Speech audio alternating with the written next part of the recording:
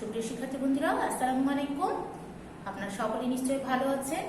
Shivan Memorial north south school and কলেজের পক্ষ থেকে কেজি শ্রেণীর বাংলা ক্লাসে আজকে আপনাদের সকলকে স্বাগত।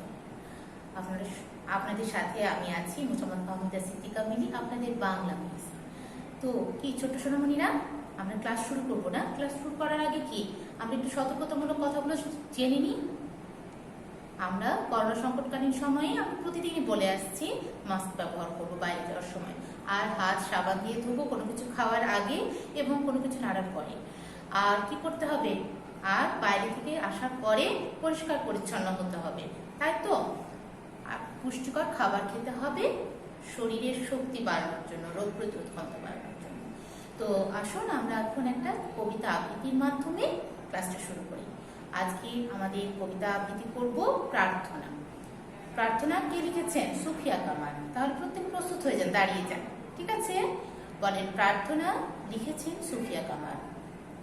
তুলি দুই হাত করি মোনাজাত, হে রহিম রহমান, কত সুন্দর করিয়া ধরণী মোদের করেছ দান। গাছে ফুল ফল, নদী ভরা জল, পাখির কণ্ঠে গান, সকলই তোমার দান। তো ছোট সোনামণিরা, এখন আমরা ক্লাসে চলে যাই। আসলে আমরা ক্লাসে এখানে 1 নম্বরে লেখা আছে নিচের বর্ণগুলো দিয়ে একটি করে শব্দ গঠন করবে। কি কি শব্দ আছে? দন্তস্বর, ডয়শূন্য র, ঢয়শূন্য র আর অন্তস্থ ব, তাই না? দন্তস্বর আমরা পড়েছি সবুজ সাগর, তাই না? আমরা সবুজ লিখি। আমাদের গাছের পাতার রং কি? গাছের পাতার রং সবুজ, তাই না? আবার জাতীয় পতাকার লাল বৃত্তের চারপাশে কি আছে? সবুজ রং আছে। আবার তোমাদের স্কুল ইউনিফর্মের রং কেমন? সবুজ, তাই না? তাহলে আমরা সবুজ লিখি। দন্তস্ব বয় রস্যকারে বু বর্গীয় জ, সবুজ। দন্তস্ব বয় রস্য বর্গীয় জ, সবুজ। দন্তস্ব বয় রস্য বর্গীয় জ, সবুজ। সবুজ দেখলে চোখ শান্তি পায়, তাই তো? আচ্ছা, সবুজ। তারপরে কি আছে? ডয়শূন্য র। ডয়শূন্য র আমরা পড়েছি মুড়ি ঘড়ি, তাই না? আমরা মুড়ি খাই আর ঘড়ি দিয়ে সময় দেখি, আমরা ঘড়ি লিখবো, ঠিক আছে? তাহলে প্রত্যেকেরই আমরা অনেক ধরনের ঘড়ি দেখে থাকি, তাই না? অনেক ডিজাইনের, দেয়াল ঘড়ি, হাত ঘড়ি, সবাই ম্যাচিং করে আবার ড্রেসের সাথে ম্যাচিং করে ঘড়ি পরি, তাই না? তাহলে ঘড়ি, ঘ ডয়শূন্য রয়ে রস্যইকার, ঘড়ি। ঘ ডয়শূন্য রয়ে রস্যইকার, ঘড়ি। আরো একবার পড়ি, ঘ ডয়শূন্য রয় রস্যইকার, ঘড়ি। ঘ ডয়শূন্য রয় রস্যইকার, ঘড়ি। ঢয়শূন্য র। ঢয়শূন্য রয় পড়েছি দৃঢ় আষাঢ়, দৃঢ় না, যার কথা দৃঢ় টর্চর হয় না তাকে দৃঢ় বলে। আর আষাঢ়, আমরা আষাঢ় লিখবো। আষাঢ় মাসে কি হয়? বৃষ্টি হয়। স্বরে আ, স্বরে আ, মূর্ধন্য স্বরে আকারে সা, ঢয়শূন্য র, আষাঢ়। স্বরে আ, মূর্ধন্য স্বরে আকারে সা, ঢয়শূন্য র, আষাঢ়। আবারও স্বরে আ, মূর্ধন্য স্বরে আকারে সা, ঢয়শূন্য র, আষাঢ়। এই মূর্ধন্য স্বকে কিন্তু আমরা পেট কাটা মূর্ধন্য স বলবো না, বলি না পেট কাটা মূর্ধন্য স, এটা বলবো না, আমরা শুধু মূর্ধন্য স বলবো। তাহলে স্বরে আ, মূর্ধন্য স্বরে আকার, ঢয়শূন্য র, আষাঢ়। অন্তঃস্থয়ে পড়েছি ময়না গয়না, আমরা গয়না লিখবো, ঠিক আছে? গয়না পড়তে আমরা খুব পছন্দ করি মেয়েরা, তাই না? তাহলে গ অন্তস্থ অ, দন্ত নয় আকারে না, গয়না। গ অন্তস্থ অ, দন্ত নয় আকারে না, গয়না। গ অন্তস্থ অ, দন্ত নয় আকারে না, গয়না, ঠিক আছে? 2 নাম্বার, বাংলা বছরের সপ্তম, অষ্টম ও নবম মাসের নাম বাংলায় লিখি। আমরা প্রতিবার মাস লেখার আগে 12টি মাসের নাম একবার পড়ে নিই, তাই না? আজকেও পড়বো। কি প্রথম মাস? বৈশাখ। বৈশাখ জ্যৈষ্ঠ, আষাঢ় শ্রাবণ, ভাদ্র আশ্বিন, কার্তিক অগ্রহায়ণ, পৌষ মাঘ, ফাল্গুন চৈত্র, তাই না? তাহলে হচ্ছে কি বলি আমরা, যে বৈশাখ জ্যৈষ্ঠ আষাঢ় শ্রাবণ ভাদ্র আশ্বিন, তারপর কি আসছে? কার্তিক। কার্তিক অগ্রহায়ণ পৌষ, ঠিক আছে? তাহলে সপ্তম মাস হবে কি? কার্তিক। কয়ে আকারে কা, তয়ে রস্যইকার ক, কার্তিক। কয়ে আকারে কা, তয়ে রস্যইকার ক, কার্তিক। এই রেফটা কি তয়ের উপরে দিব না কয়ের উপরে দিব? কার্তিক, তাই না? কয় আকারের পর র আসছে, তার মানে পরের বর্ণটার উপরে রেফটা বসবে। কার্তিক। কয় আকারে কা, তয় রেফ হ্রস্ব ইকার ক, কার্তিক। কয় আকারে কা, তয় রেফ হ্রস্ব ইকার ক, কার্তিক। কার্তিক। তারপরে কি? কার্তিকের পরে অগ্রহায়ণ। তাহলে অগ্রহায়ণ স্বরে অ, গয়ে রফল অগ্রহায়ণ। ভয়ে আকারে হা, অন্তস্থ অ, মূর্ধন্য ন। ঠিক আছে, অগ্রহায়ণ। মূর্ধন্য ন কেমন মাত্রা? অর্ধমাত্রা। স্বরে অ, গয় রফলা অগ্রহায়ণ। ভয়ে আকারে হা, অন্তস্থ মূর্ধন্য ন, হায়ণ, অগ্রহায়ণ। আবারও স্বরে অ, গয় রফলা অগ্রহায়ণ। ভয়ে আকারে হা, অন্তস্থ অ, মূর্ধন্য। তাহলে অগ্রহায়ণ হলো। তাহলে সপ্তম কার্তিক, অষ্টম অগ্রহায়ণ, নবম কি হবে? পৌষ, তাই না? পরে ওকারে পো, মূর্ধন্য স, পরে ওকারে পো, মূর্ধন্য স, পৌষ। আমরা ওকার লিখতে যে আবার কখনো কখনো এভাবে লিখি।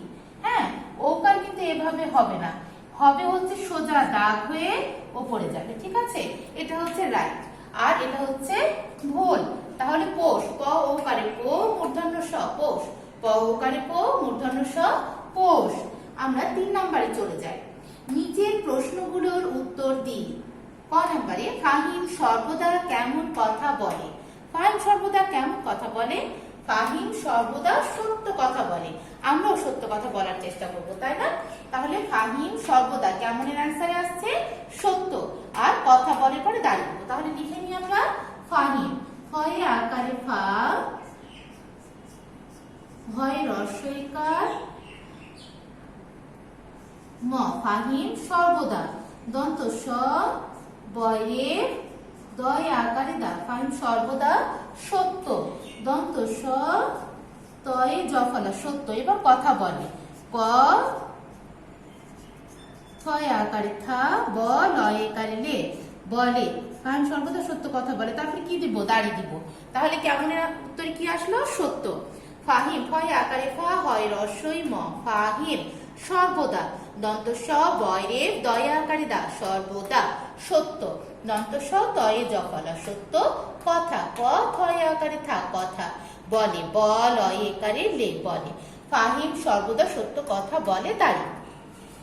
খ নম্বরে, কে থাকে গহীন বনে? কে থাকে গহীন বনে? সিংহ থাকে গহীন বনে। আমরা ছড়াতে পড়েছি সিংহ থাকে। তাহলে কে উত্তরে আসবে? সিংহ। তারপরে থাকে গহীন বনে দিয়ে দাড়ি দিব। তাহলে লিখে নিই আমরা, না? দন্ত সয় রস্বইকারে সি, অনুসার হ, সিংহ থাকে। থয়ে আকারে থা, কয়ে একারে কে, থাকে। সিংহ থাকে গহীন। গ, ভয়ে দীর্ঘই দন্ত ন, গহীন বনে। ব, দন্ত নয় একারে নে, বনে। সিংহ থাকে গহীন বনে, দাড়ি। আবারও দন্ত শয় রস্বই করে সি, অনুস্বার সিংহ হ, সিংহ থাকে। থয় আকারে থা, কয় একারে কে, থাকে গহীন। গ, হয় দীর্ঘই দন্ত ন, গহীন বনে। ব, দন্ত নয় একারে নে, বনে। সিংহ থাকে গহীন বনে। প্রশ্ন উত্তর শেষে দাড়ি। আচ্ছা, ক নম্বরে, কার দুঃখে মন কাঁদে? কার দুঃখে মন কাঁদে? দুঃখীদের দুঃখে মন কাঁদে। তাহলে কার উত্তরে কি আসবে? কার উত্তরে আসবে দুঃখীদের। তাহলে দয় রস্য উকারে দু, বিসর্গ ক্ষয়ে দীর্ঘই, দুঃখীদের। দয় একার র দে, দুঃখীদের দুঃখে। দয় রস্য বিসর্গ ক্ষয়ে একারে খে, দুঃখে। দুঃখীদের দুঃখে মন। ম, ম দন্ত ন, মন কাঁদে। কয় চন্দ্রবিন্দু আকারে কা, দয় একারে দে, কাঁদে। দুঃখীদের দুঃখে মন কাঁদে। ঠিক আছে, তাহলে আরেকবার বানান করে পড়ি। দয় রস্য উকারে দু, বিসর্গ ক্ষয়ে দীর্ঘই, দুঃখী। দয়ে একার র দে, দুঃখীদে, দুঃখে। দয় রস্য উকারে দু, বিসর্গ ক্ষয়ে একারে খে, দুঃখে। ম দন্ত ন, মন। ম দন্ত ন, মন কাঁদে। কয় চন্দ্রবিন্দু আকারে কা, দয় একারে দে, কাঁদে। দুঃখীদের দুঃখে মন কাঁদে।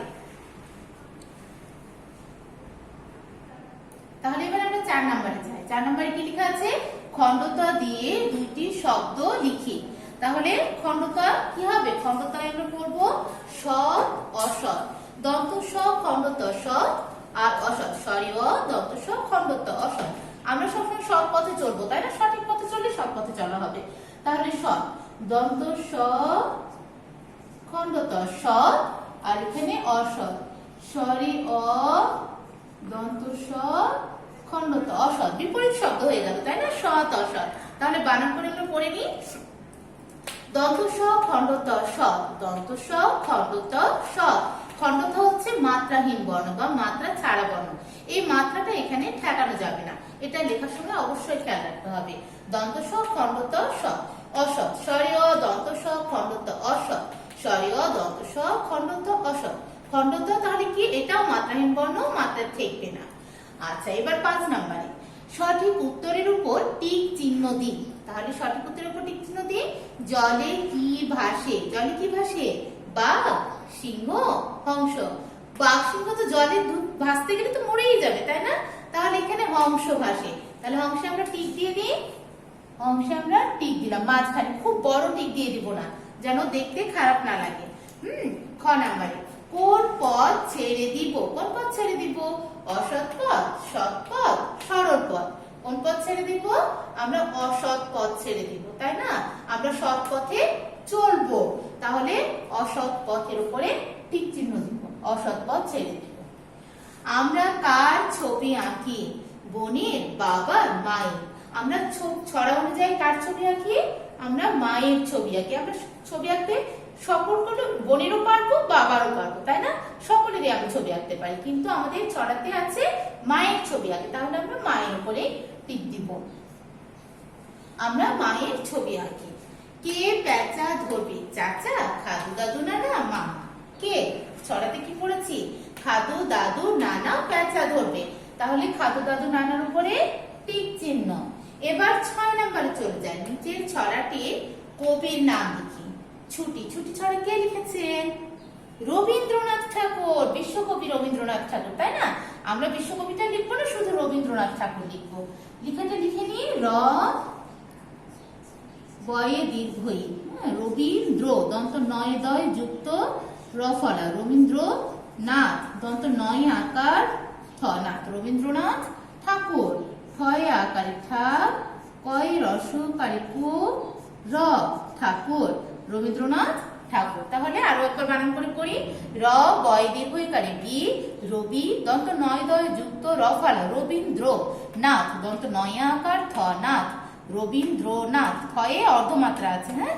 রবীন্দ্রনাথ ঠাকুর, ঠয় আকারে ঠা, কয় রস র, ঠাকুর, ঠয় আকারে ঠা, কয় রস রকুর, ঠাকুর, রবীন্দ্রনাথ ঠাকুর। তো ছোট্ট ছোটমণিরা, আমরা ক্লাসের শেষ পর্যায়ে এসে পৌঁছে গেছি। আমরা এখন একটু মৌখিক পড়বো। কি পড়েছে আমরা একটু দেখে নিই, আমার সাথে সাথে সকলে আপনারা বলবেন, হ্যাঁ? ফাহিম সর্বদা কেমন কথা বলে? ফাহিম সর্বদা সত্য কথা বলে। ফাহিম সর্বদা সত্য কথা বলে। কে থাকে গহীন বনে? কে থাকে গহীন বনে? সিংহ থাকে গহীন বনে। সিংহ থাকে গহীন বনে। কার দুঃখে মন কাঁদে?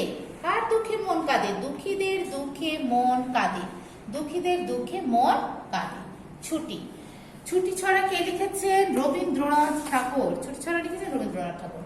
মেঘের কোলে রোদ এসেছে, বাদল গেছে টুটি, আজ আমাদের ছুটি ও ভাই, আজ আমাদের ছুটি। দ্বিতীয় লাইনে কমা, চতুর্থ লাইনে দাঁড়ি। তাহলে ছোট সোনামণিরা, আমরা এখন কবিতাটি আবৃত্তি করব।